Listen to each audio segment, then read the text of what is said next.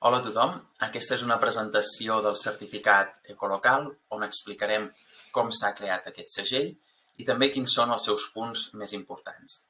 El primer que cal dir és que el certificat Ecolocal, com el seu nom indica, té l'objectiu de certificar aliments ecològics i de proximitat en establiments com poden ser restaurants, menjadors escolars i també altres col·lectivitats. És un projecte que ha estat liderat per la XAMEC, la Xarxa Agroecològica de Menjadors Escolars de Catalunya, i fet en col·laboració amb Slow Food, l'Associació de Cuineres i Cuiners Quilòmetre Zero de Catalunya.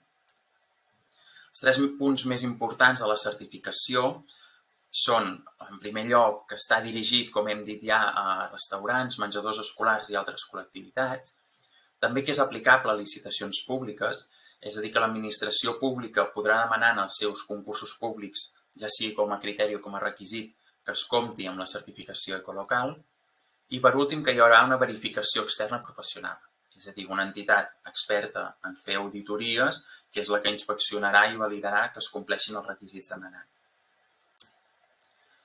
Ha estat un procés col·laboratiu que s'ha pogut fer gràcies als recursos de la subvenció Impulsem el que fas de l'Ajuntament de Barcelona i en el qual hi han participat diverses entitats i organismes.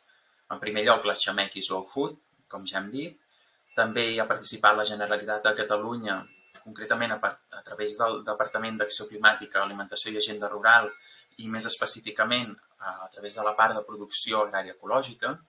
També hi ha participat Intereco, que és la coordinadora d'organismes reguladors de les certificacions ecològiques a nivell públic dintre l'estat espanyol.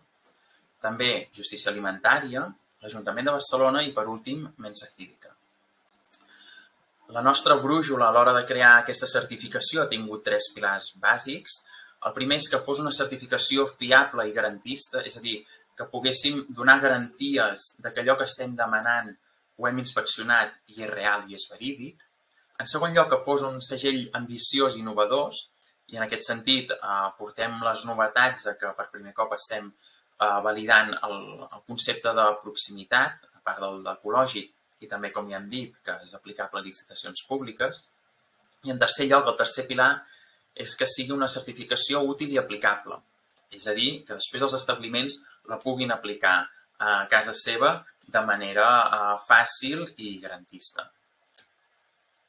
El calendari de treball seguit ha estat desenvolupat durant l'any 2021 i, com podem veure a la pantalla, durant la primavera va ser el moment de debatre entre les diferents entitats quins havien de ser els criteris a demanar la certificació. Ja a l'estiu es van fer proves pilot tant en restaurants com també a menjadors escolars i, per últim, a finals d'any es va tancar quin era el model de certificació que creiem que era millor.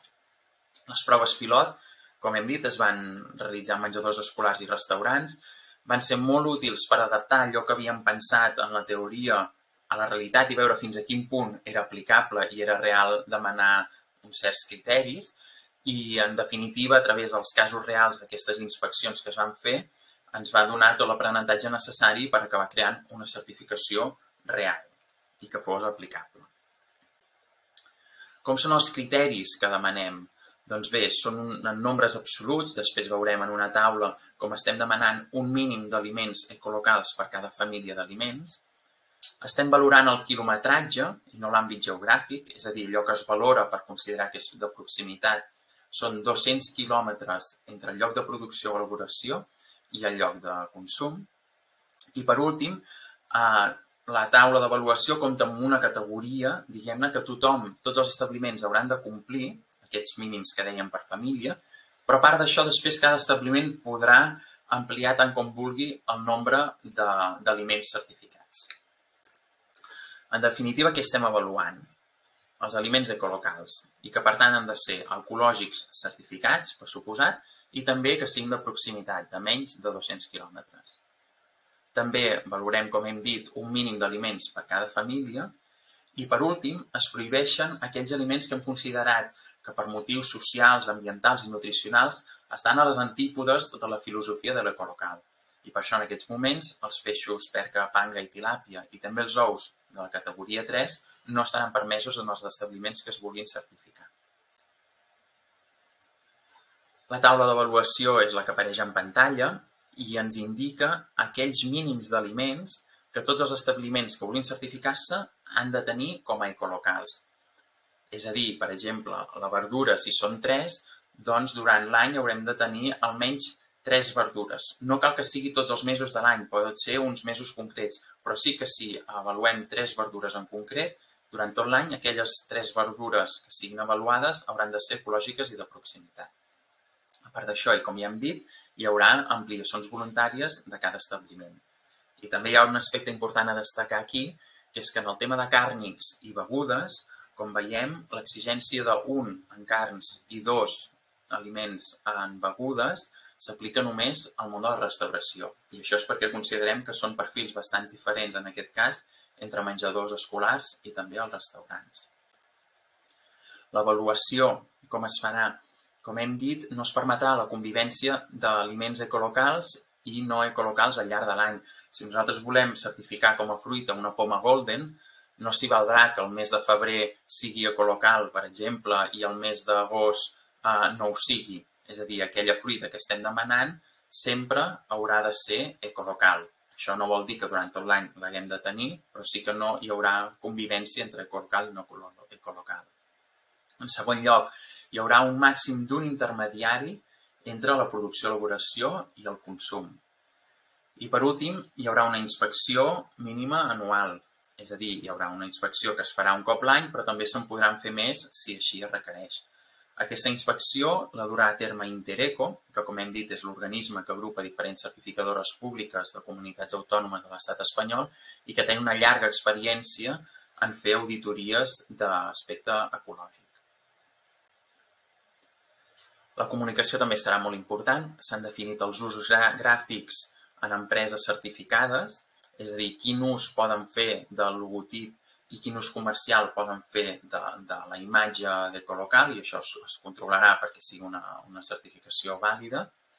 També cal dir que s'ha registrat la marca a l'Oficina Espanyola de Patents i Marques, de la marca d'ecolocal, i per últim s'ha ideat un model de placa de difusió que els diferents establiments podran tenir als seus restaurants o menjadors escolars.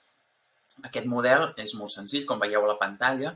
D'una banda hi ha el propi logo de certificació d'aliments ecològics de proximitat i a l'altra hi veiem un codi QR amb el qual els diferents usuaris podran llegir ràpidament amb el mòbil i veure quins són els aliments que aquell establiment ha certificat.